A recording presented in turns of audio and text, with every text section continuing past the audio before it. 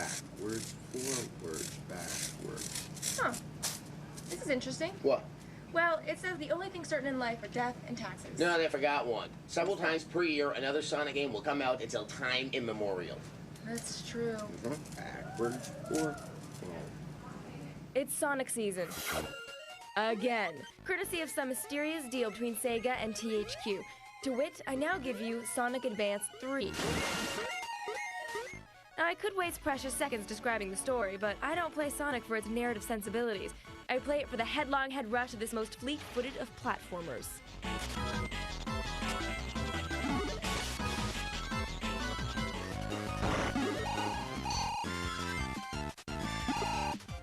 When this game's really moving, the speed really is loads of fun.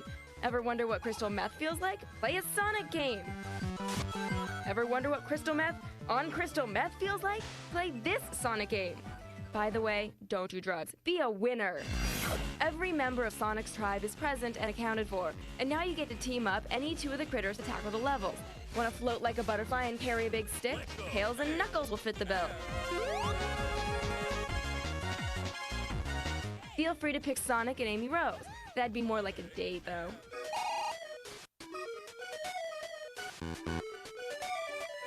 Lovely couple, really. Each pairing of characters has their own special moves that they can only do together.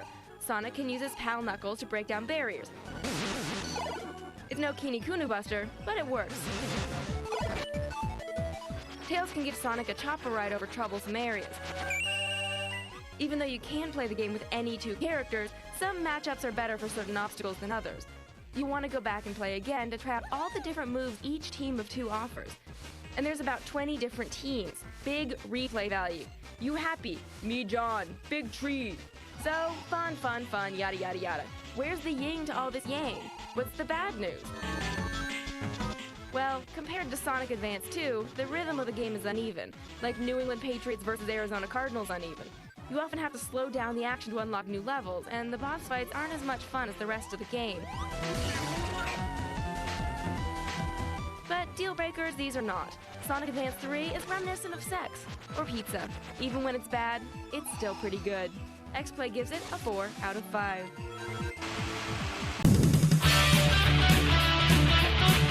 Ever since Sega folded its game systems department in 2001, Sonic the Hedgehog has been bumming around like he caught Knuckles with his girlfriend. Sure, he showed up in some games for his former competitors, but his heart really wasn't into it.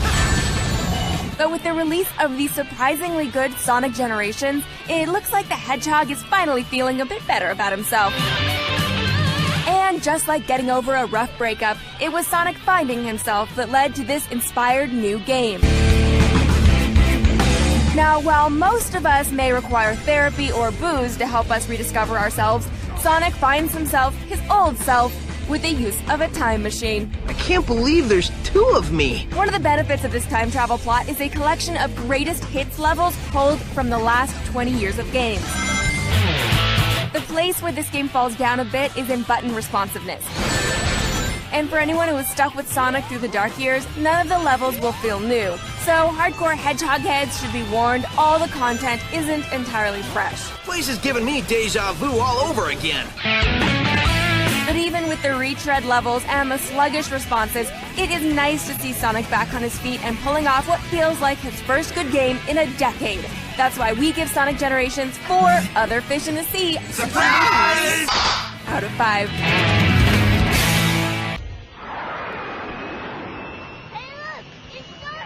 Sega's latest Hedgehog Fest, Sonic Heroes, is here, and it's got a heck of a catchy theme song.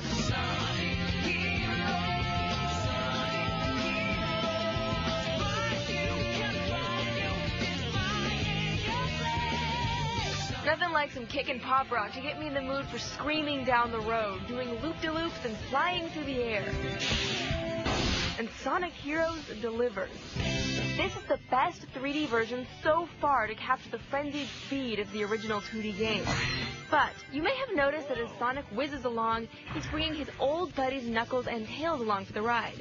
Yes, it's Sonic Heroes, plural. In a pretty much unnecessary twist to the original, you will control not 1, not 2, but 3 characters simultaneously. Sonic is obviously the speed demon, but he has to rely on Knuckles for the power to beat up enemies and smash through walls. Tails is available whenever you need a little lift or want to swat down airborne enemies, or feel the need to listen to poorly done voiceover. Eggman's robots are taking control of everything. Let's find Eggman and show him the real power of teamwork. This cooperative gameplay is a nice idea, but mostly it only serves to slow down the glorious breakneck pace the game maintains at its best moments. Also available are 3 other teams of heroes. Team Dark is just like Team Sonic, except with slightly harder levels. Team Rose has easier levels. Almost insultingly easy levels. These things lined up here are what we call rings. Look, if you need the concept of collecting rings explained to you, you're either blind, lobotomized, or still hidden under the rock. Hopefully all 3. Come on, boys. Let's go. Team Chaotix's job is to run around collecting hermit crabs and stuff. And, well... It's here! We've got word! Yeah, these guys haven't seen the light of day since Knuckles Chaotix for the Sega 32X. Which begs the question, why are they in this game? Do we really need 12 starring characters in a Sonic game? I say no. I just want Sonic. Just Sonic. Just have him run around really fast with an occasional jump. That's all I need. I don't need Knuckles whacking the crap out of robots. I don't need Tails flying from platform to platform. And I certainly don't need to stop, push a lever, and stand there waiting for the door to open before I can get back to the fun, running around part. There are moments where the teamwork scheme does work, as you flow from character to character, leaving a trail of destruction in your wake. But too often, you have to stop for an instant and figure out who to switch to. That instant of stop, which might not even be noticeable in another game, totally disrupts what could have been an amazing game. And that's what's most disappointing. At its pure core, Sonic Heroes is by far the best 3D version of the series. If the developers had just left that pure core alone, instead of tacking on flying and fighting and 11 characters nobody really cares about, it could have been truly breathtaking. Unfortunately, we could only give Sonic Heroes a 3 out of 5. All right! Much like the bad guys from Superman 2, Sonic the Hedgehog has returned to the second dimension. Sonic Rush for the Nintendo DS is out to make you forget about this furball's terrible 3D adventure games. This time, the action is split between the system's 2 screens, so if you fall from the top window, you'll land safely on the bottom one. The only downside to the dual-screen gameplay is that when you travel between them, there's always a split second when you can't see Sonic. It may not sound like it's a big deal, but at speeds this fast, it can really throw you for a loop. Fortunately, the gameplay is classic Sonic with slides, bumpers, and of course, loop-de-loops. Plus, the game's inventive boss battles sport a clever mix of 2-dimensional controls and 3D camera angles. You'll regret this. The plot won't be bringing home any Pulitzers. In Sonic Rush, the evil Eggman is back. Again. Like usual, he's out to steal the Chaos Emeralds and perpetrate some generic world domination. You'll regret this. Is it just us, or is he getting a little repetitive in his old age? You'll regret this. All right, we get it. We're gonna regret this. You'll regret this. As usual, you're assisted by your friend Tails, and boy is he happy to see you. All right! Sonic's here! Almost too happy. Yes! Yes! Yes! And you guys need some time apart.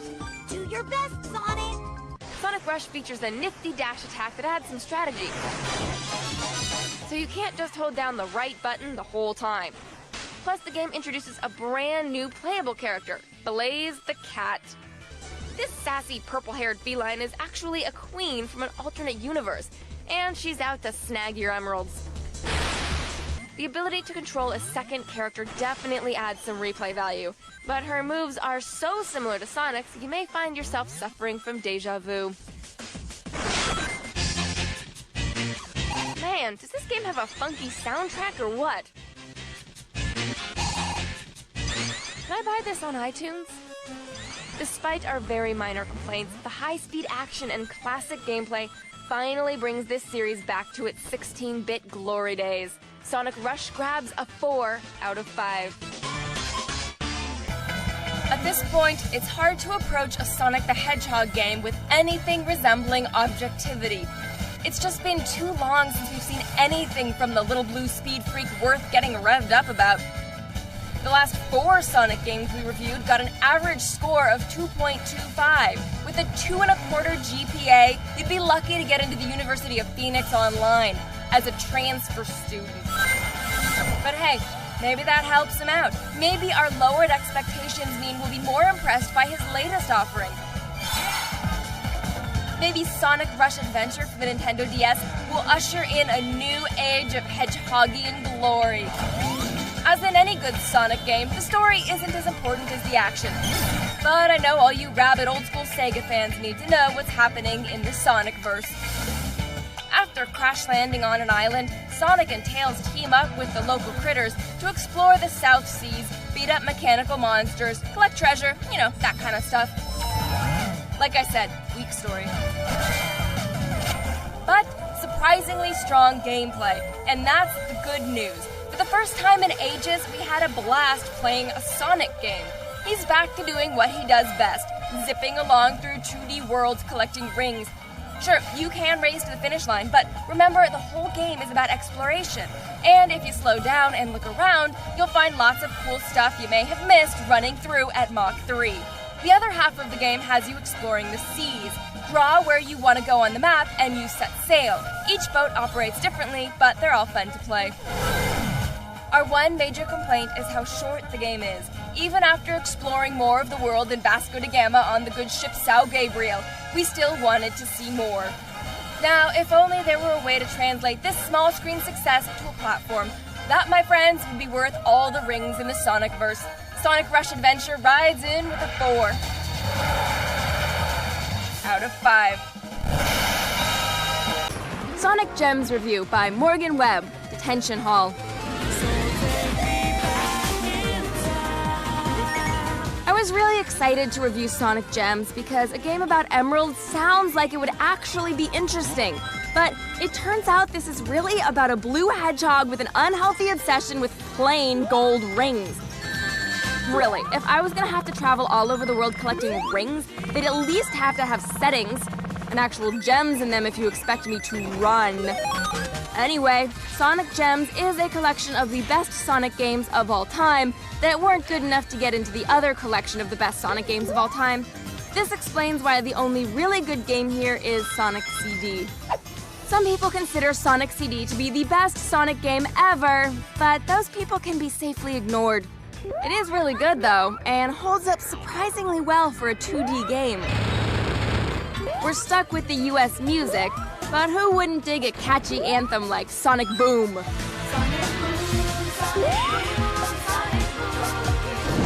Sonic the Fighters is a watered-down Virtua Fighter clone that has never been released in America before. Turns out we weren't missing much. But it's weird enough to be interesting for a while. If you've ever wanted to beat up a Sonic character, here's your game. Sonic R is a racing game originally on the Saturn, which means about 4 people have played it before now. The gameplay is slippery and kind of difficult, but the real draw here is the music.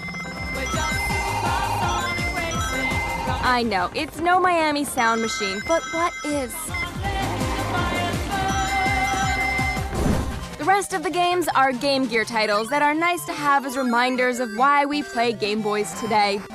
Special recognition should be given to Sonic Spinball, which may be the worst version of anything. Ever. In conclusion, Sonic CD is a lot of fun. A couple other games are good distractions, and the rest should probably be put in a video game vault of shame, stacked next to the unsold copies of Bubsy 3D. I give Sonic Gems Collection a 3 out of 5. The sing-songy sound of Sega brings back a more innocent time in our youth, when we couldn't wait for the latest Sonic game. The latest attempt is slightly better than Middle of the Road, a mostly faithful walk down memory lane that's sometimes marred by weird physics and annoying set pieces. Sonic the Hedgehog 4 Episode 1 is a downloadable sequel to the original franchise. You make your way through very familiar zones to participate in tedious boss battles with Dr. Robotnik. One thing we'll say for this, it's much more focused than other Sonic games. Here, you're only in control of the blue hedgehog himself. There's no playable appearance of Knuckles or Sonic's life partner, Tails. But even still, as soon as you have to slow down for exploration, the odd physics really detract from your enjoyment. From a design standpoint, it would have made more sense to simply keep Sonic at full throttle the whole time. However, it's fun to see the way they've modernized certain aspects of the franchise. You'll definitely appreciate it if you love parts 1 through 3. Even in the title screen, Sonic seems to be warning newcomers. Anyone who doesn't have nostalgia for this franchise should stay away. The game takes about 2 to 4 hours to beat, depending on whether you absolutely must get every Chaos Emerald. And the hardcore fans most likely will. Sonic the Hedgehog 4 Episode 1 gets a 3 out of 5.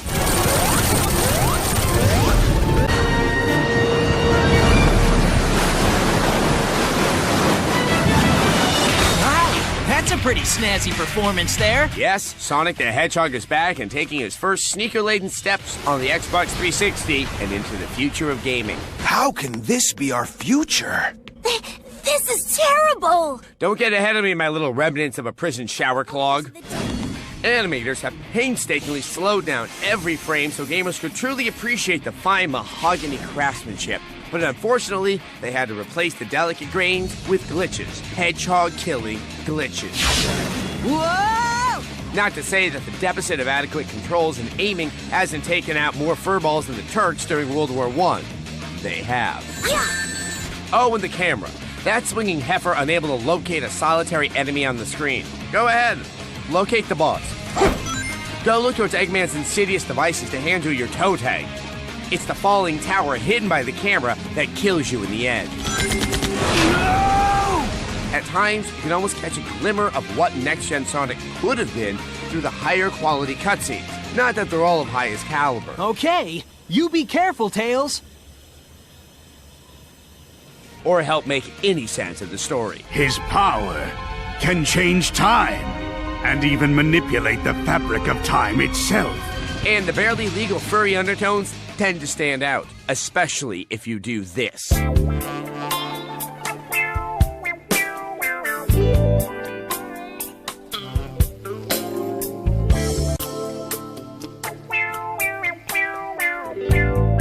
I'm so glad that you came.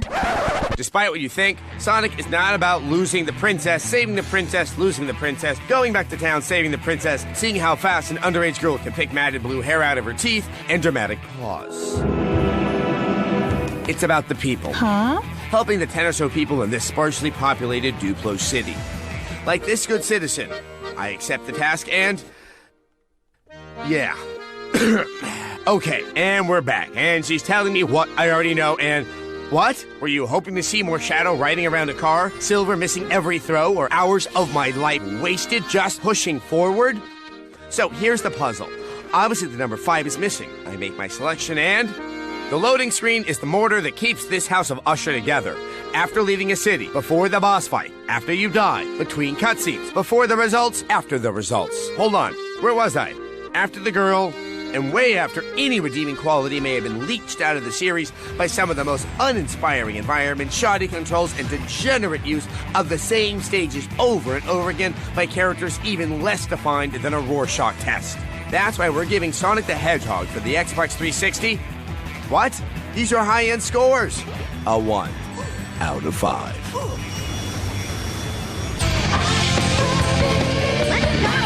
Okay, we admit it. We like the Sonic. But now it seems that Sega is intent on milking our Little Blue Hedgehog series for all it's worth. The latest hit, the Game Boy Advance, Sonic Battle, could suggest that maybe they've run out of ideas. The single-player game centers around Sonic and friends solving the mystery of an evolving combat robot named Emerald that Dr. Eggman had previously tossed out in anger. It seems everyone wants this robot, including Shadows, Knuckles, and Rogue the Bat. Hi, Sugar. And Sonic isn't about to let anyone take it, the greedy little bastard. The heart of Sonic Battle, as you may imagine, is the battles.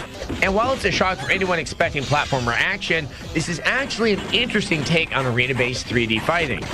Who would have thunk?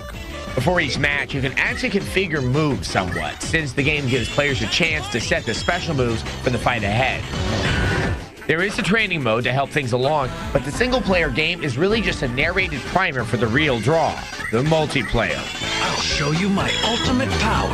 The simple, easy-to-get-into gameplay, fast-paced action, and colorful characters all create a fun, cartoonish experience. The arenas offer up an array of 3D locales, plenty of objects to jump on, making it much easier to stay on top of the action. Speaking of which, what's going on behind those pillars? Wow, who says you can't have romance on a portable platform? Even the beast doesn't even slow these little lovebirds down. Wow, it's just like from here to eternity. Though certainly a strange addition to the Sonic series, Sonic Battle is a fun fighting game. It's definitely not what most players had in mind when it comes to the Blue Speedster, but for multiplayer-centric GBA owners, it's a worthy choice. We give it a 3 out of 5.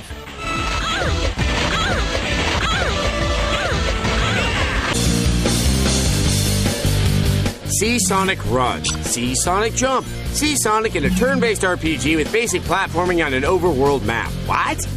Well, that's just what BioWare has done with Sonic Chronicles: The Dark Brotherhood, available on the Nintendo DS. The game story takes place soon after defeating Dr. Eggman. Sonic gets a call from his old pal Tails that Knuckles has been kidnapped and the world's Chaos Emeralds are mysteriously disappearing. Sonic suits up, well, new kicks anyway, and with the help of friends, must find out what's going on. The game translates into an addictive RPG. Most of the navigation is done with the assist of a colorful on-screen map, while you move Sonic and his team of violence-prone forest critters through selected areas.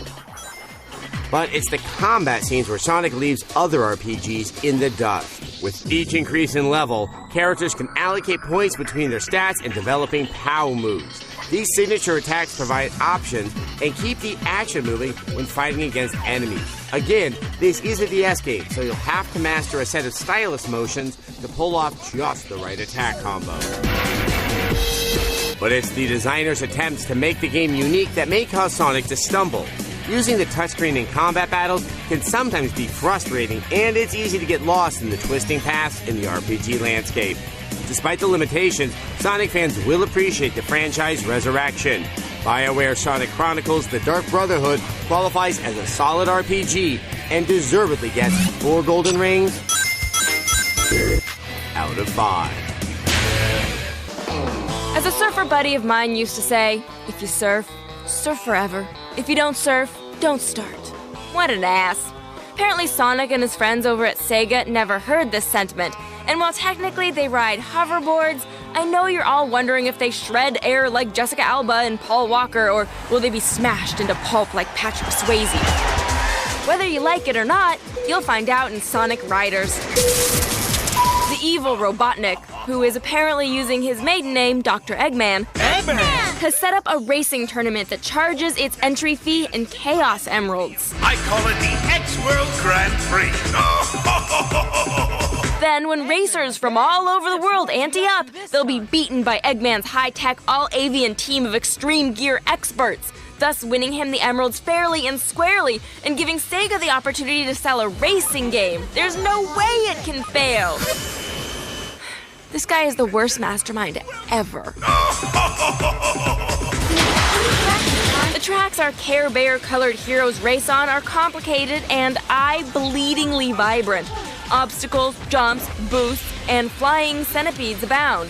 It sounds easy enough, until you try riding a surfboard that handles like a '58 Buick with Michelle Rodriguez behind the wheel and the pedal on the floor. Though the gameplay may be frustrating at times, the intensity and speed is pure Sonic. The unique track designs bleed into one big smear of panic, joy, rage, and bugs in your teeth. And all the characters look like badasses doing it, except Tails. Tails sucks. Oh. Your board gradually loses air as you scream down the track. Charge it with power-ups, pit stops, and completing 6 tricks Tony Hawk style. If you let your energy get too low, you'll be walking.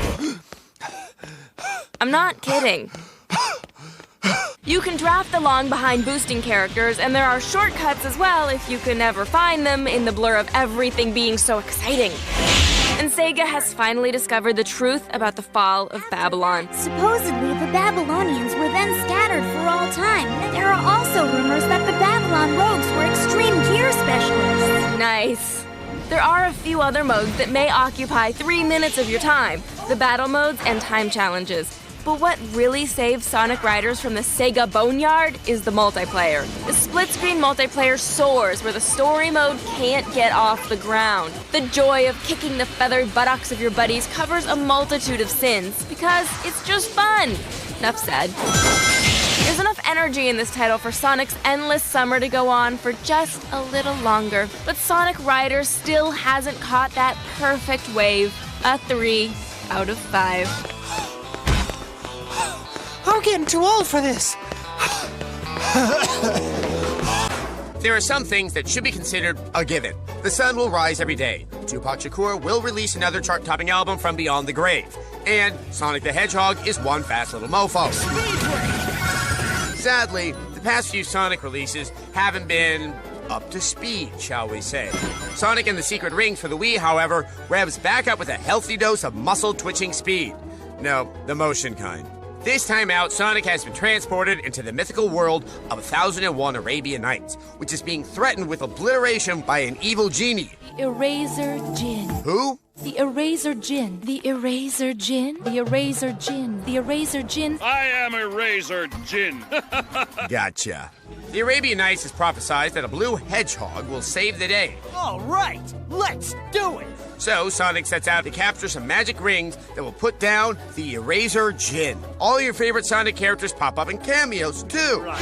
First, we gotta give credit where it's due. The latest Sonic installment does get you back to the fast-moving adventure that captured our hearts and exhausted our thumbs back in 1991. I'm getting dizzy! Now that he's having his sweet 16, he's old enough to drive in 34 states and get married with parental consent, but he'll still be tried as a minor. So, how do you play? By tilting the controller left or right, you steer Sonic clear of obstacles. The signature dash attack is less intuitive. Targeting takes precious seconds, and by the time you're locked on, you may have passed your target. The game looks good. It's one of the best-looking games for the Wii since launch. The world is colorful and detailed, but you only get one full level for each of the 7 stages. The rest of the game is leftover stages, bits and pieces from previous levels where objectives for victory change faster than they do in Iraq.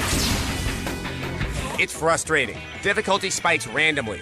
It's irritating. Many of the challenges are memorization. It's maddening. Once you're able to clear a stage, you actually question whether you want to go to the next stage. Speaking of irritating and maddening, check out the new Metal Rock soundtrack. Playing a Sonic game shouldn't mean being forced to feel like you're at a Limp Bizkit concert circa 1998. Personally, I'd rather the soundtrack be,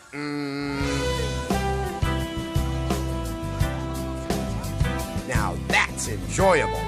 Finally, the multiplayer looks like it was slapped on at the last minute. The graphics are bad, and the minigames themselves are painfully boring. Delaware State Fair boring.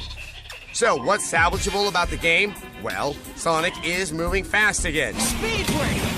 Very fast. And for the first time, we see what a next-gen game might look like on the Wii. But loose controls, repeating levels, and the lamest multiplayer party games we've seen in a while really get in the way of enjoyment. We've been saying it for years now, but maybe next time, Sonic will pull it all together. This time, though, Sonic and the Secret Rings disappoints with a 2 out of 5. The legend of Groundhog's Day states that if the groundhog sees his shadow, we can expect another 6 weeks of winter. If there are legends surrounding hedgehogs, it might go a little something like this. Shadow the Hedgehog sucks. Sadly, it's become painfully obvious that Sega has no idea what to do with the Sonic franchise. And instead of letting it retire peacefully, they slapped some lipstick on it, told it to stop crying, and made it go out and dance for another night. First of all, the gameplay is a letdown. It reminds me of what my ex used to say. I'm not mad at your hedgehog, I'm disappointed. Sure, the basic elements from the Sonic Adventure games are here. The large levels filled with obstacles, enemies, and secret paths for collecting rings. But the character control is ridiculously awkward. Shadow spends most of his time gliding about like an ice skater with a brain tumor. And this game has worse camera control than Michael Bay. Every maneuver is made doubly difficult thanks to that infernal camera. Oh, get over! And in some bizarre attempt to make the game edgy, Sega thought it would be a good idea to introduce firearms into the mix. The result turns out to be the exact opposite of a good idea. What's that called? Oh yeah, a bad idea. Sure, you get to blast enemies, but you spend most of your time hunting for ammo and virtually no time running really, really fast, which is what the whole franchise is based on. What's worse is this game could be construed as racist. The Black Aliens. Black aliens committed by the Black Aliens. Black aliens. Eliminate the Black Aliens. Kill them all. But we must stand united to defend our world against these invaders. That president seems a little too concerned with the real estate value of his planet now that the Black Aliens have moved in. I bet if it were white aliens, everyone would be all hugs, smiles, and welcome baskets. The tragic part of all this is that any hint of racism makes real hedgehogs cry. But enough of this negativity. Let me think of something good to say about Shadow. Something good, something... here we go. The levels. They're big, and there's a lot of them. The only other bright spot in this game is this guy. It's time to make all final preparations for our ritual. It's good to see Dr. Claw getting some VO work after Inspector Gadget. We actually dug up some of the outtakes in that recording session. Let's take a listen. Does it say, I'm going to fet you, Shadow, or is that a typo? Get you? Okay. 3, 2, 1. I'll get you next time, Shadow. Next time. What? No? Okay, I just thought I'd throw that in for the fans, but okay. It's your destiny. The power emeralds are... Oh, sorry, guys. My bad. Just one second. I told you never to call me here. Seriously. Later. Sorry about that, boys. Okay, let's back to one. Ultimately, this Shadow leaves us completely in the dark. We give Shadow the Hedgehog a 1 out of 5. Damn it. It's Mario time! This should be fun! You're right. It should be. But sad to say, Mario and Sonic at the Olympic Winter Games isn't. Unless you like to waggle, wiggle, balance, and jiggle your Wiimote like a 10-year-old who found his dad's stash of Play Dudes, then this is gold medal material. Oh yeah, who's number 1 now? Basically, Mario and Sonic's latest team-up is a lot like the first one. A batch of run-of-the-mill minigames reskinned with Olympic events. And like most Olympic anthologies, this title has a few entertaining events like ice hockey or curling, and your play-them-once-and-never-again events like, well, everything else. Although seeing Luigi pirouette his way through an ice skating routine is weirdly mesmerizing. Then again, that might just be the wormwood talking. The best part of the Winter Games are actually not part of the Olympic Winter Games at all. They're the unlockable dream events. You'll be transported to a world full of golden rings and magic mushrooms where you'll ski through loop-de-loops and over power-ups. They got Mario Kart in my Winter Olympics, and it tastes delicious. The only drawback is you'll have to unlock the dream events by playing the not-so-great events like ski jumping. You know what you do for this one? Hold your Wiimote still, flick, then freeze. Gold medal, please. Yes!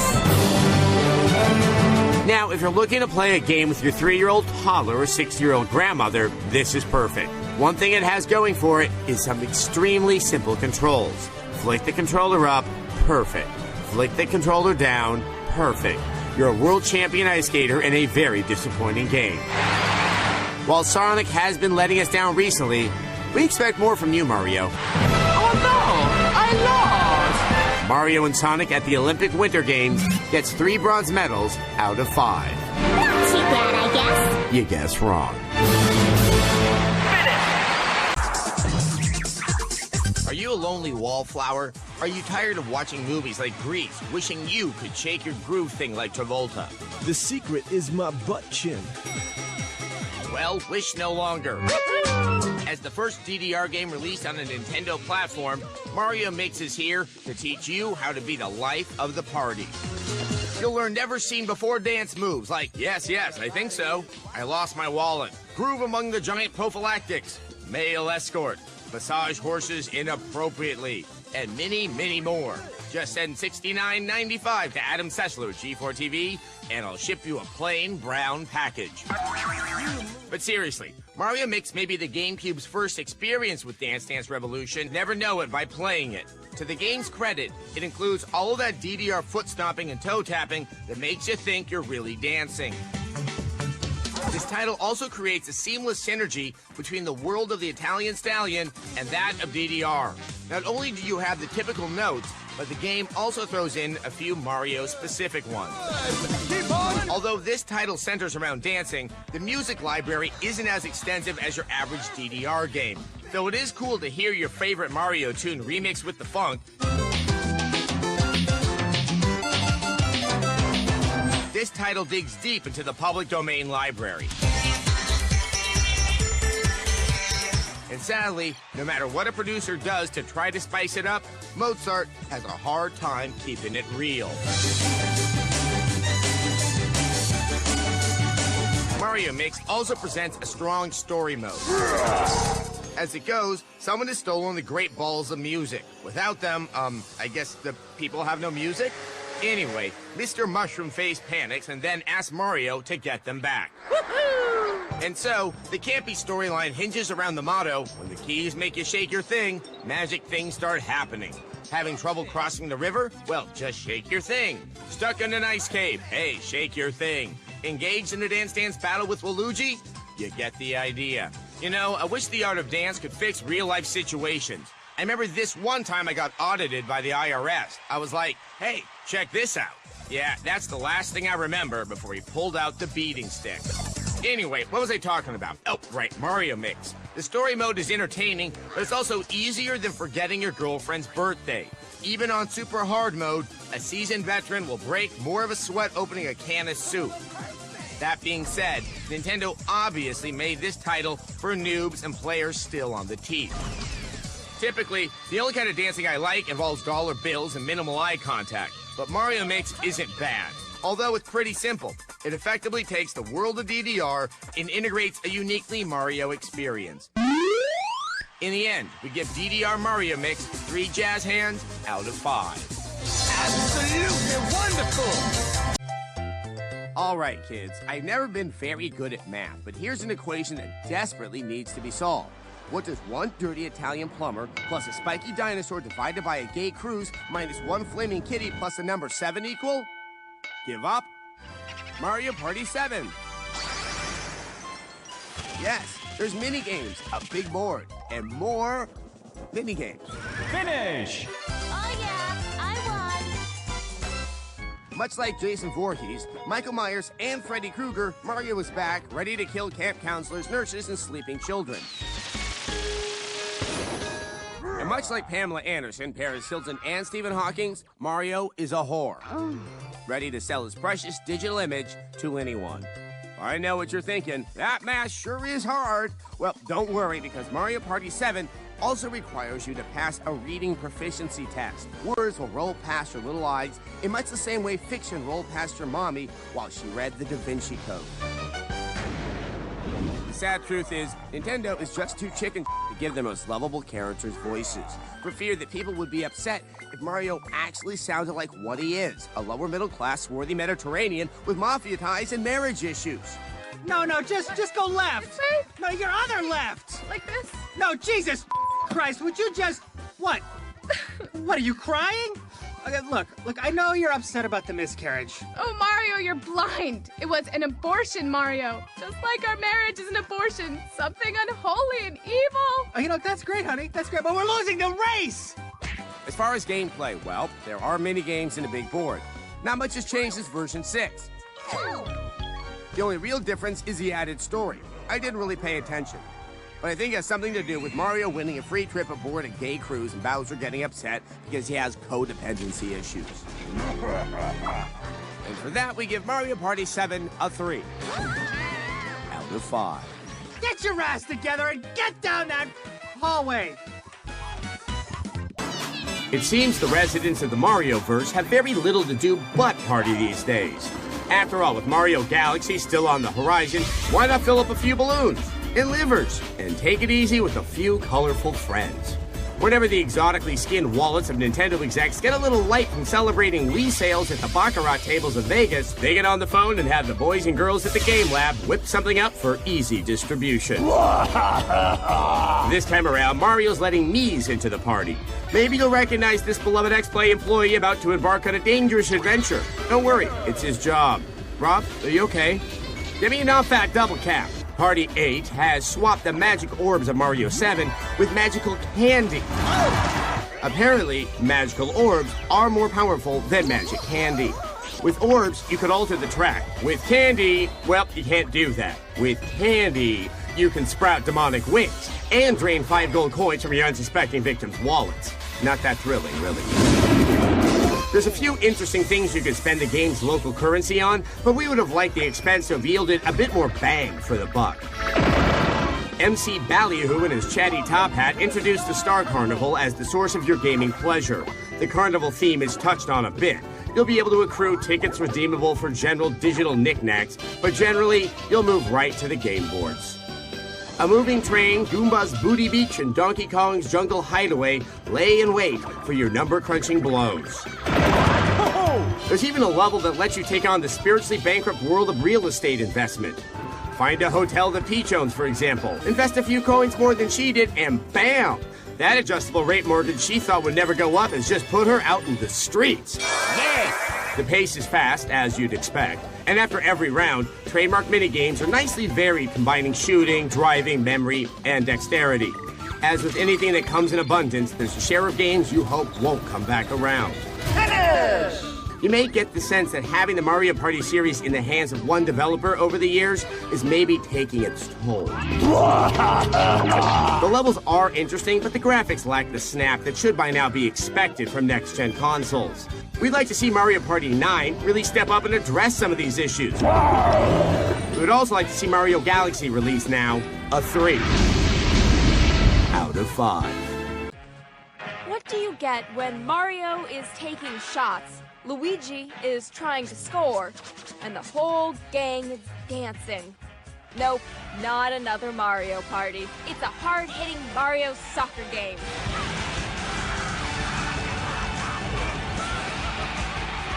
Welcome to the world of Super Mario Strikers, Nintendo's stab at yet another Mario sports title.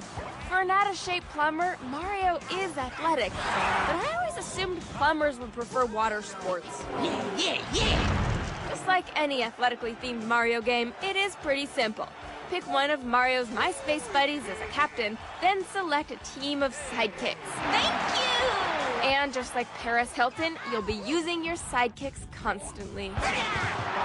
We can make tons of Paris Hilton references in this review. Princess Peach spends a lot of time on her knees.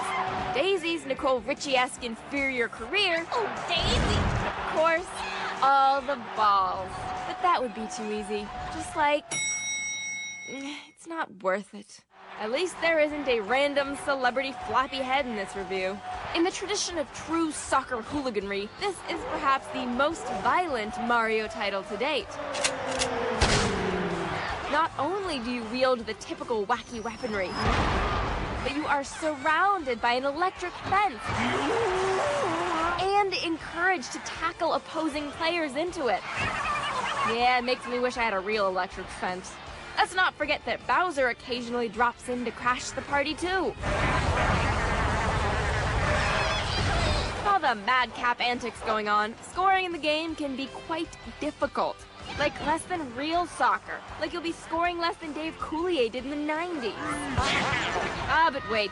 Each Mushroom Kingdom All-Star is armed with a heavy-hitting Super Striker move. And if you time it correctly, you get an extra 4 seconds of Burly Ball blasting animation. Wow. No matter the party size, the controls are simple and sinuously responsive, so you're guaranteed for some instant action. And instant action is what Mario Strikers is about. We give Super Mario Strikers a 4 out of 5. Guitar riff. Skydiving. A roaring crowd of drunk Mushroom Kingdom hooligans. Who would think Mario can get this extreme? Well, it's time to grab your Wii because we're kicking some balls in Mario Strikers Charged. Following the tradition of true soccer hooliganery, Mario Strikers Charged abandons that ecstatic Mario charm and gives the Mushroom Kingdom's All-Stars a little bit more tune. They're rowdy, violent, and not afraid to play dirty either. And who would have thought that Daisy would be the dirtiest birdie of them all?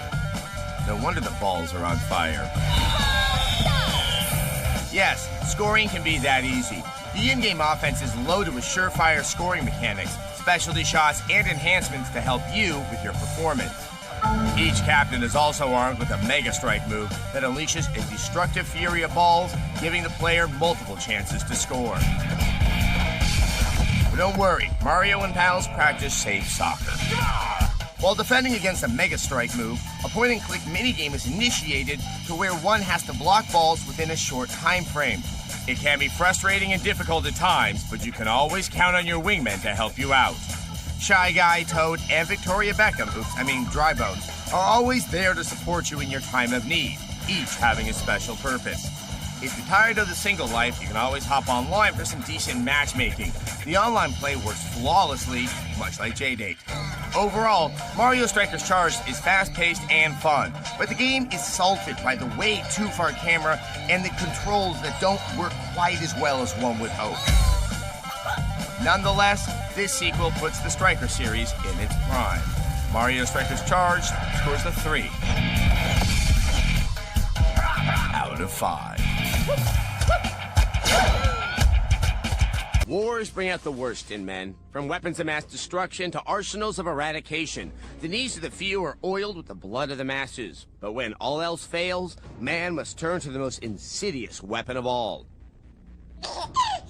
Clearly, by looking at this chart, you can see with the increase of babies, there's a rise in deaths. The conclusion is evident. Babies kill people.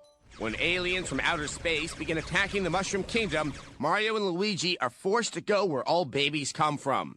The past. Mario and Luigi 2, Partners in Time, brings the Mario RPG action fans have come to love to a second screen. Well, sometimes. The series that put the twitch in RPG games doesn't let up this go-round. Battles begin as you trip through the brightly colored lands. Get a jump on your opponents by, well, jumping on your opponents. Hedgehog.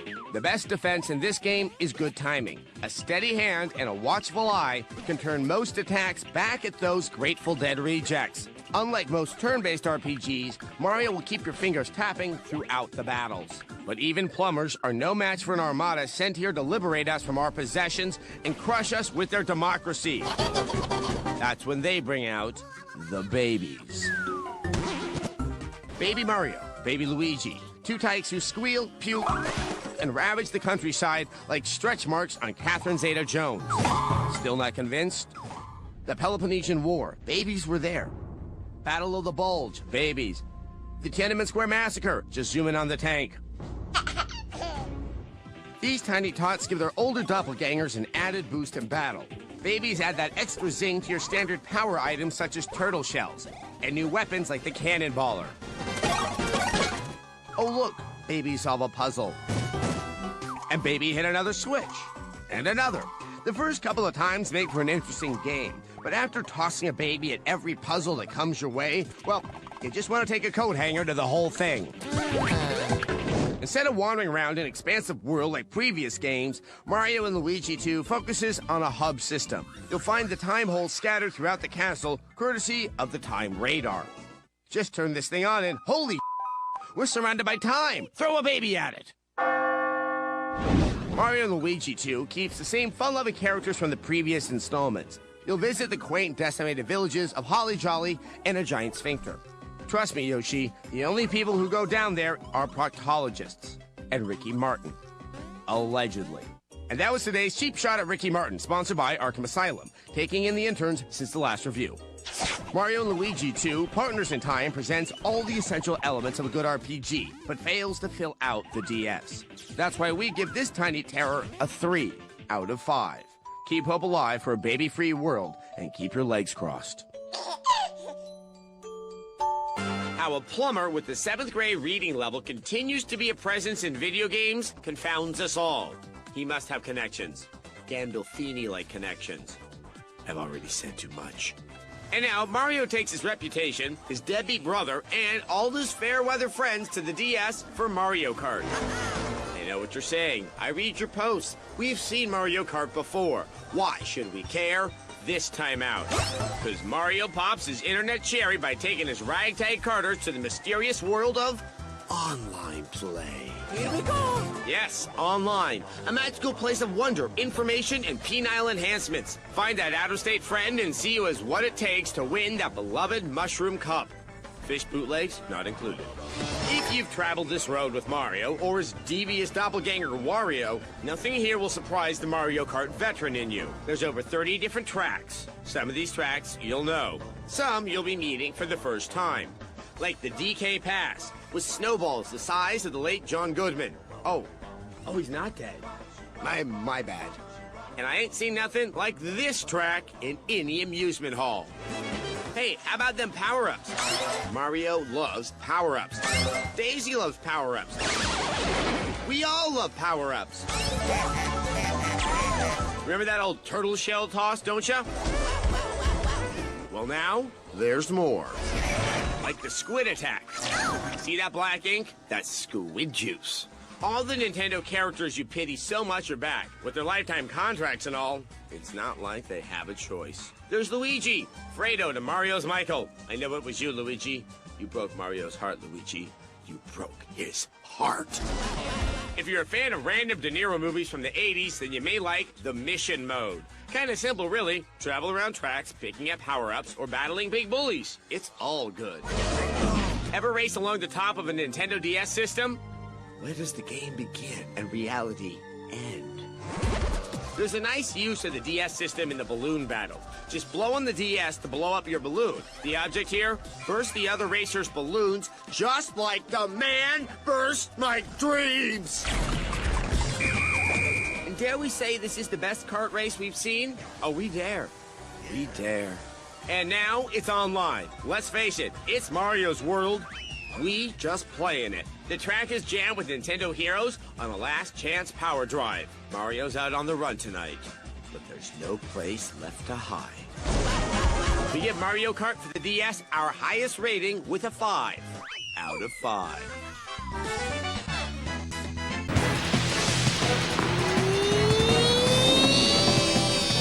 If you need to see how far the video game industry has come, look no farther than tennis games.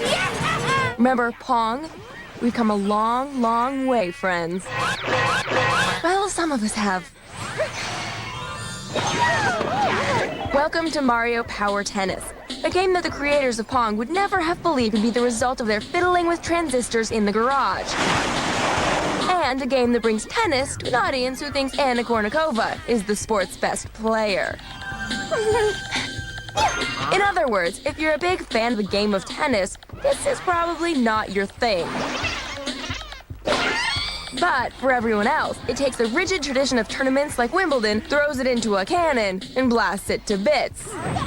And yes, you can play traditional tennis with the official rules and all that. But that would be like going to a free buffet and only eating a piece of toast. There's so much on offer beyond what you get in most tennis games. The primary mode is called Tournament, where you take on one mascot after another until you reach the top. The courts are really what separate Mario Power Tennis from the pack. There are traditional courts that can be played at different times of the day. And then there are the gimmick courts, like this one, where the tiles on the floor constantly slide. The actual gameplay is typical Nintendo. It's easy to pick up and play, but there's plenty of hidden depth for those who want it. Once your player has returned enough shots, he can perform a power shot. Just watch your coconuts. Some of these cinematic smashes are downright hilarious. And they can save your hide in a pinch, allowing you to return shots you have no chance of even reaching.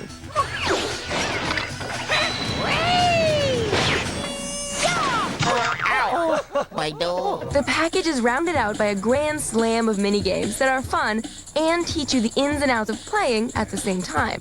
Toss in a handful of special modes like the ring shot, an item battle, and you have a tennis game that you'll come back to again and again, if only for the killer multiplayer mode.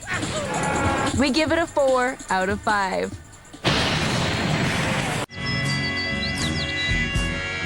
Let's face it, Nintendo was giving Mario one hell of a milk job.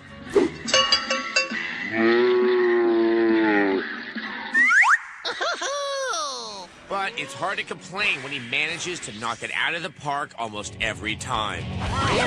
So, it's no surprise to find these diamond-bound denizens of Mushroom Kingdom prancing around the pitch with complete disregard for all things jock adjusting. Yet Mario Superstar Baseball stands in on the curveball to blast one against the center field wall. Forget Moz, Palmero, and Giambi. These virtual hurlers of the hardball are powered by kitty juice.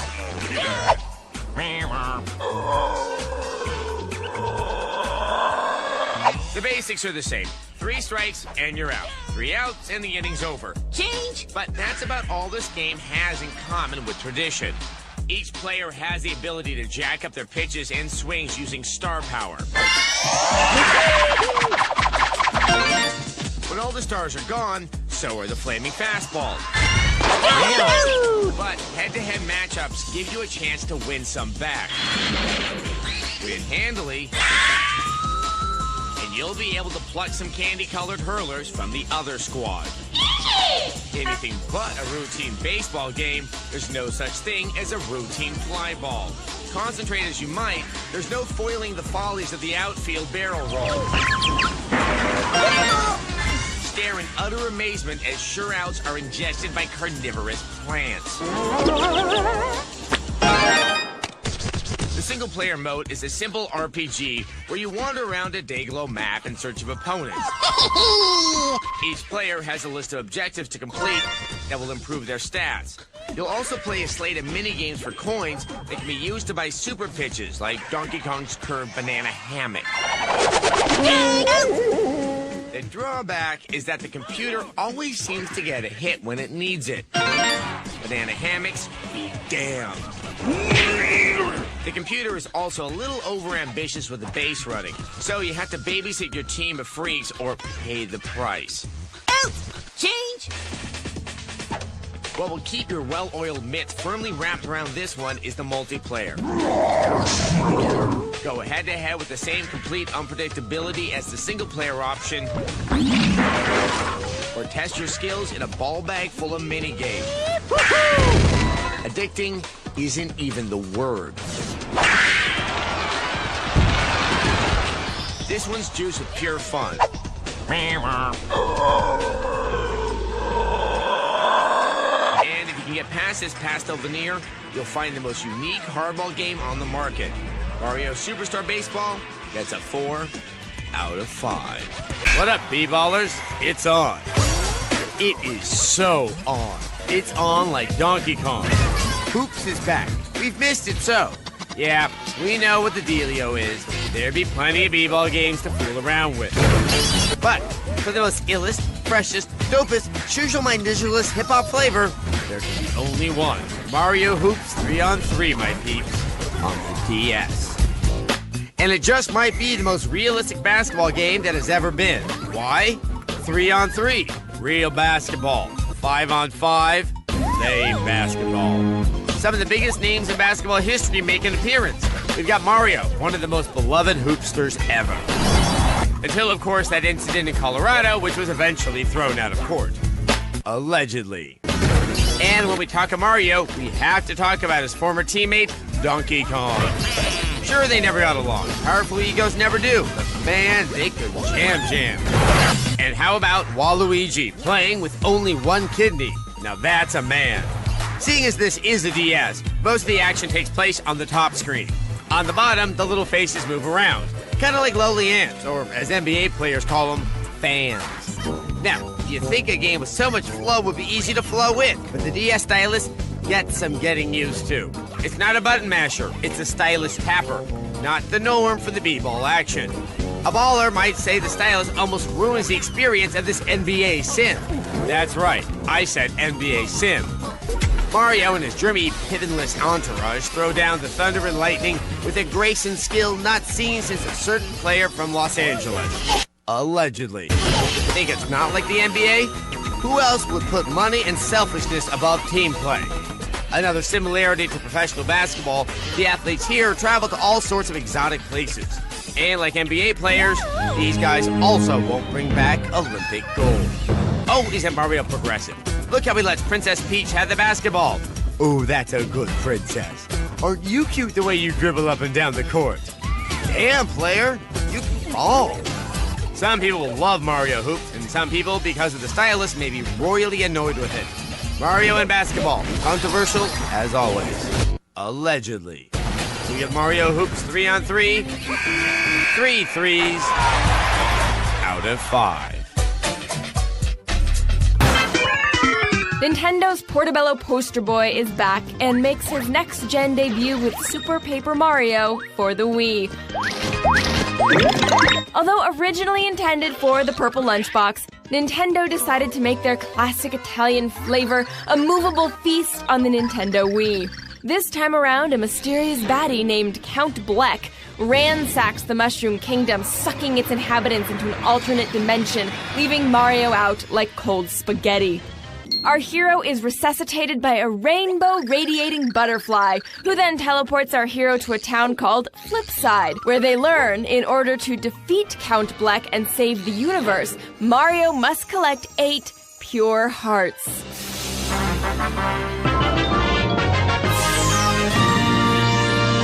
Straying from the pages of the previous Paper Mario titles, Super Paper Mario completely discards the turn-based gameplay for traditional 2D platforming. But fear not, Paper Mario purists, there are still plenty of RPG elements, and we all know the best part of an RPG is the party. Mario has the ability to periodically switch from 2D to 3D on the fly.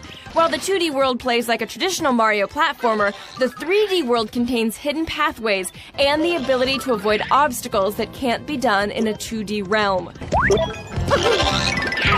Mushroom Kingdom socialite Princess Peach is blessed with the power of a parasol and has the womanly assets to get what she wants. Bowser has the firepower, and Luigi can jump high. A cast of loyal pixels also joins the team, each granting Mario and company with special secondary powers like ground pounding, throwing, and slimming abilities. Look, it's Paris Hilton 1 minute, Nicole Richie the next. The game is literally laugh-out-loud funny. And there's plenty of toilet humor, too. Oddly appropriate from a game about paper. Unfortunately, the game is weighed down with a bit too much text. On occasion, it feels like Chef Boyardee has replaced my game with a bowl of ABCs and 1, 2, 3s. Overall, Super Paper Mario is fun and innovative in all aspects, especially the 2D to 3D level integration. Featuring a little spice from the 80s, in addition to the best ingredients from both RPG and platform, adds a new zesty kick to Nintendo's classic Italian flavor.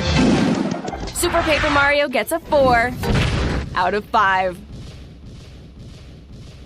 Lock the doors, bolt the windows, and power up your Wii. The best Mario adventure in a decade has arrived, and you'll want to set aside plenty of time to play Super Mario Galaxy! Yep, what he said. Like all games in the proud Mario tradition, it begins with an invitation from Princess Peach. I'll be waiting for you at the castle on the night of the Star Festival. As is the case with most pagan Mario rituals, the party is crashed by Bowser and his gang of thugs.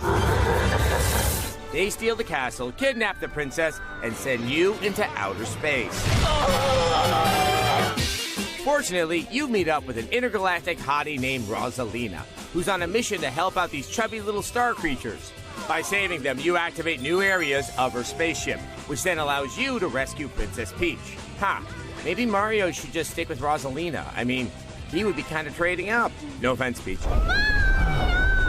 If you're afraid you'll initially like the game, only to be ultimately disappointed, as was the case with Super Mario Sunshine, we're happy to report that this one sustains all the way through. Unlike that doomed trip to Delfino Island, Super Mario Galaxy contains an overwhelming amount of fan service, from classic music cues, the reappearance of fan favorites like Magic Koopa, to bombastic Bowser boss fights. Uses of the Wii controls are actually surprisingly minimal. You can shake the controller to do a spin and pick up star bits simply by pointing at them. But besides a few special areas that require you to use the motion sensitivity, you won't feel like they're shoehorning the game to fit the controller. That doesn't mean the gameplay is remedial. This is advanced platforming that builds on the foundation of every run and jump game ever, and takes them about 100 steps further. What Portal was to first-person shooters, Super Mario Galaxy is to platform games. You can beat it with only 60 stars, but if you're like us, you'll still work hard to achieve all 120 of them. Two small gripes though. Underwater swimming still sucks. Fortunately, there's barely any required to beat the game. Also, why bother giving us a bazillion lives when they just take them away whenever you take a break? Since the game just puts you back in the hub world, why bother with the whole life system anyway? But those are relatively small complaints. We're happy to report that virtually every challenge has been play-tested until it's perfect. In our experience, getting every possible star, the only glitch was this one, when we lost sight of Mario and couldn't get the camera back on our side. Oh, and did we mention you can save your brother Luigi? And what is up with him in Haunted Mansions anyway? When it comes down to it, nothing can live up to the first time you've played Super Mario 64. Seeing the little guy in 3D for the first time was a revelation, and you'll never be able to completely recreate that feeling of wonderment. But this game comes as close as humanly possible. Super Mario Galaxy gets 5 wahoos out of 5. It's me, Mario! Yes, we get it. You're Mario. That is, unless you're from New Jersey, and then you're Mario. But that is a debate for another day. It's been 25 years since the iconic Plumber's debut, and Nintendo is going all out to honor their legendary hero, right? Not so much. Like a husband scrambling to throw something together the day of his anniversary, Nintendo is celebrating Mario's momentous occasion by re-gifting something that's been sitting in the closet since 1993. Super Mario All-Stars has been lifted from a cartridge and slapped onto a disc without a single piece of new content or added change aside from support for the Wii Remote. This shouldn't disparage hardcore Mario fans from buying the collection, just serve as a warning for those not paying attention to what this release really consists of. Super Mario All-Stars comes with 4 games included on one disc: Super Mario Bros., Super Mario Bros. 2, Super Mario Bros. 3, and Super Mario Bros. The Lost Levels. One of the biggest issues we have is that all 4 titles are already available for direct download on the Wii. Savvy gamers can download them individually for less than they can buy Super Mario All-Stars. Okay, here comes the part of the review where we make up for a bit of our earlier sarcasm. Included in the box comes some very cool extras, including a History of Mario booklet that features creator Shigeru Miyamoto's proposal for the original Super Mario Bros. The addition of the booklet alone may be enough to make this an automatic buy for Nintendo collectors. Also included is a CD featuring theme songs from the original Super Mario Bros. All the way through Super Mario Galaxy 2. Who doesn't smile when they hear the original Mario ground theme? Sorry, but that grin may fade when you learn that half of the 20 tracks on the CD are just sound effects. For Mario's 25th birthday, we expected more. Sure, it's only $30 and is most likely destined to fetch more than twice its asking price on eBay after the limited run expires, but this is no ordinary character and no ordinary publisher. Being able to save during the game was a nice addition, but the lack of in-game extras or bonuses leave this game a little flat. It's a classic compilation of enhanced 8-bit blockbusters that's guaranteed to please both young fans of Mario and older players who originally grew up with these titles, but it feels like 5-star gameplay with a 3-star effort. Hopefully Nintendo will throw together something a little more special for the little guy's 30th. If he's not worthy, nobody is. Super Mario All-Stars gets 3 squished Goombas out of 5.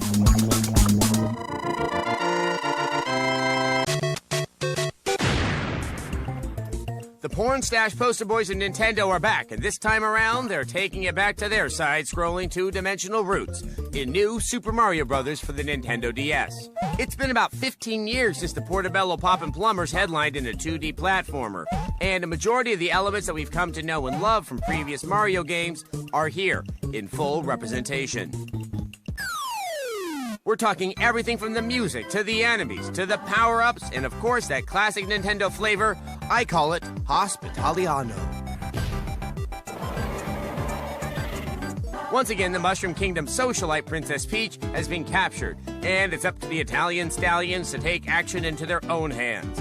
Love makes you do crazy things, doesn't it? Things like floating through clouds, going through dungeons, and jumping for joy. Alongside the good old stuff and the same old love story, new Super Mario Bros. Wouldn't be new without a few new elements. New bosses, new themes, and new power-ups, such as the Mega Mushroom, which covers up the whole screen. And then there's the Mini Mushroom, which puts you in teeny tiny proportions. But these new sizing abilities don't really help you in your platforming prowess. But don't fear. Mario's armed with all the jumping tricks he's learned from previous Mario games to help you get through the 2D shiitake-covered kingdom. Aside from the nostalgic single-player mode, new Super Mario Bros. Also features a variety of multiplayer modes, such as Mario vs. Luigi. Why do you always pick Mario, Charles? Why do you always have to be Luigi, Ed? Why do you guys keep appearing in the show? In the beginning, new Super Mario Bros. Overall is molto bene. But once you reach the fourth world, you start to notice it's getting a bit repetitive, and the new power-ups don't seem to be of any use. It needs power-ups it had in previous Mario games, like Yoshi, or the ability to fly. Although graphically better than previous Mario side-scrollers, new Super Mario Bros. Just doesn't seem to live up to the games that it's trying to recreate. But there's still no better side-scroller to be found on the DS. We give new Super Mario Bros. A 4 out of 5.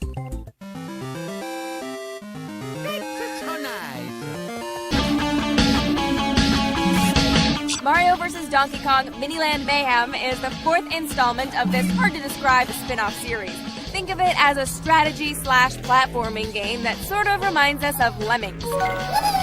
This entry is the most satisfying of the bunch. Heck, it even has an adorable storyline. Mario and Pauline are handing out toy trinkets to the first 100 attendees at their new amusement park. Unfortunately, Donkey Kong is 101st in line, and he deals with disappointment worse than Alec Baldwin. DK grabs Pauline and takes off, and Mario strangely chooses to respond by sending his wind-up minions to save her. Maybe he's just getting old or out of shape, but shouldn't he really be doing this by himself? Anyway, that's all just an excuse to introduce a series of mini levels where your goal is to guide the toys to the exit door. You do this with the stylus by essentially drawing in platforms and activating switches. But in this tough economy, construction supplies are limited. You can't have too many platforms active at once, and once you start the minis, they won't stop walking. The construction zone returns from the last game, and it includes more items to build with. What sets this apart from the other Mario vs. Donkey Kong games is the well-balanced learning curve. This one never makes you so frustrated that you want to throw your DS against the wall. That being said, this doesn't add anything new to the franchise, and the bonus content really relies on how creative the fan community wants to get. Obviously, that remains to be seen, but what's here is a very solid game. Mario vs. Donkey Kong Miniland Mayhem gets 4 adorable wind-up Marios out of 5. Tired of the young boys, the epic quest, the singing? Well, grab your Game Boy Advance because the ambassador from the Bean Bean Kingdom has stolen Princess Peach's voice and replaced it with a litany of explosive icons. In need of a less incendiary damsel to capture, Bowser must team up with Mario and Luigi to rescue Peach's dulcet tones and return her to the art of non-lethal conversation. It's an adventure that takes them to Hoo Hoo Mountain, Stardust Fields, Tee Hee Valley, Bean Bean Airport, Yeah, if you couldn't tell, Mario and Luigi Superstar Saga is a little offbeat. Okay, it's really off the wall. When you play it, you can't help but wonder how exactly did the developers come up with this. Huh, what do you think this interesting fungus is? I don't know, let's try it.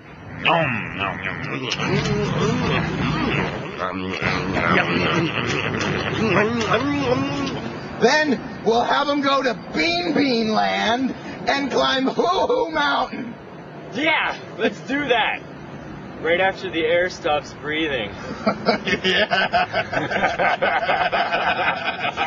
Well, be thankful someone forgot to close the doors of perception, because Superstar Saga is great. It plays like a simplified role-playing game. You control Mario and Luigi, who are inextricably linked together, and their fraternal unity allows them special skills and moves, like jumping high and jumping far. The Italian Stallion double team action also extends to battles, where the pair can use each other to execute a host of creative attacks. This is where the game really excels. The battles are fast, and because carefully timed button pressing can yield greater damage or let you dodge an attack, spanking colorful cartoon butt here tends to be a whole lot more engaging than in your average RPG. Now, while aggressive jumping never gets old, it's the entire package that makes Mario and Luigi Superstar Saga such a treat. The typical RPG quests in the game feel fresh, because the animation and screwball story is just so unique and inventive. If you need to shed a tear when playing your RPG, then Mario & Luigi Superstar Saga may not be for you. But for everyone else, this lighthearted, fast-paced, and thoroughly offbeat romp for our favorite pipe-laying heroes is just what the plumber ordered. A 5 out of 5. Wow! Another year, another Mario Party. Wait, this is the party? Where's the hookers and Coke? Stop! For God's sake, Mario throws one lame party. Nintendo brings you more of the same in Mario Party 5. This party is all about mini-games.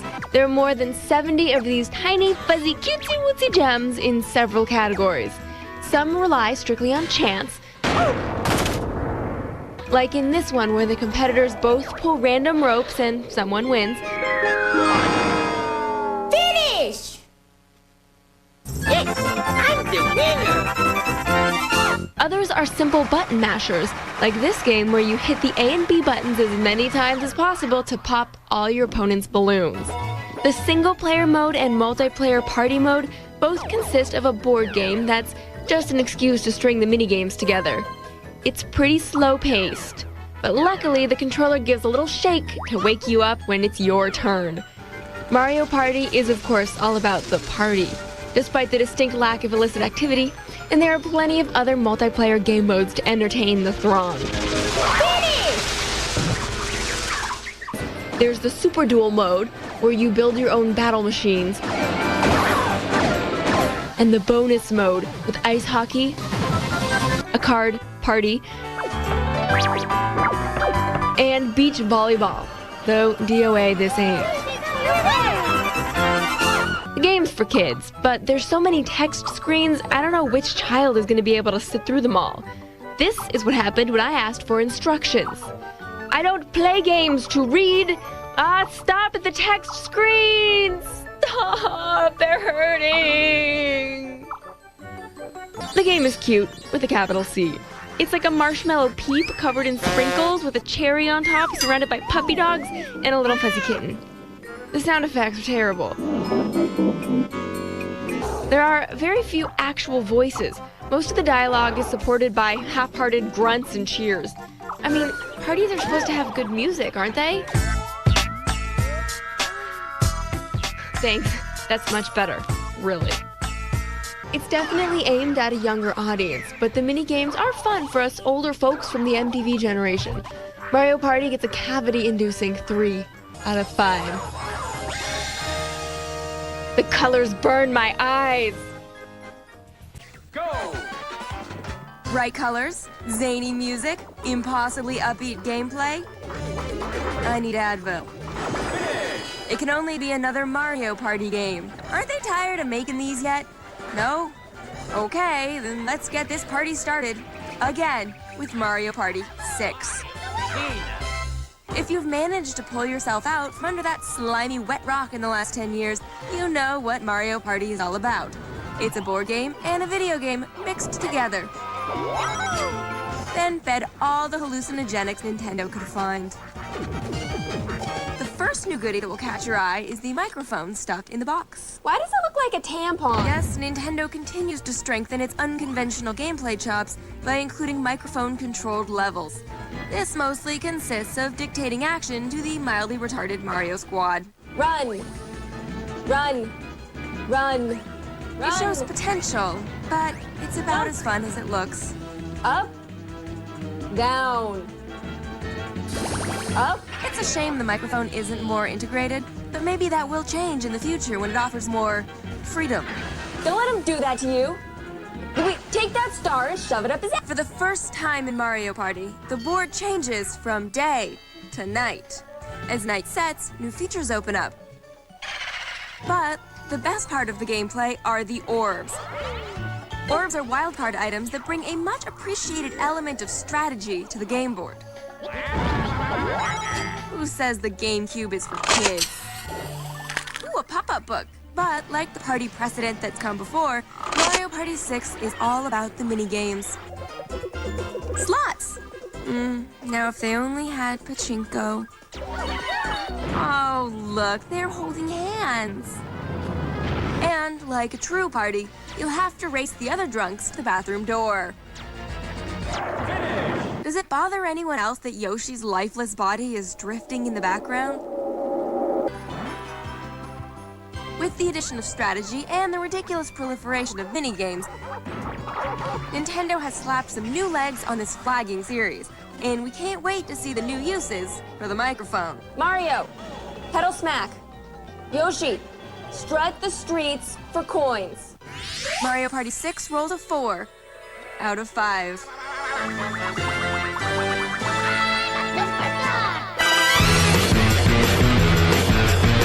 No, you're not watching a rerun of X-Play from 2004. You're looking at Mario Power Tennis for the Wii, and it's exactly what you're imagining.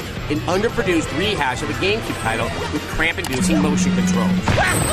However, the move to the Wii does leave intact the game's positives. A fun selection of classic Nintendo characters and a solid variety of playstyles. We really enjoyed the gimmick ports that added some much-needed pizzazz to the game of tennis. 30-15. But the controls actually managed to ruin the game, which is odd, because Nintendo's whole pretense for selling you the same video game all over again is that the new control scheme adds a lot to the experience. Well, bad news. In practice, the act of swinging your controller like a tennis racket is unforgivably imprecise. It seems like nailing those mechanics would be priority number one, but well, maybe the developers went out for a long lunch that day. To add insult to injury, the controls are also physically tiring. So you're not just swearing at the screen, you're also nurturing a case of carpal tunnel syndrome. Playing Mario Power Tennis feels tedious, painful, and boring, like a trip to the orthodontist or an episode of Smallville. Mario Power Tennis for the Wii gets 2 undercooked Italian meatballs out of 5. Mamma mia!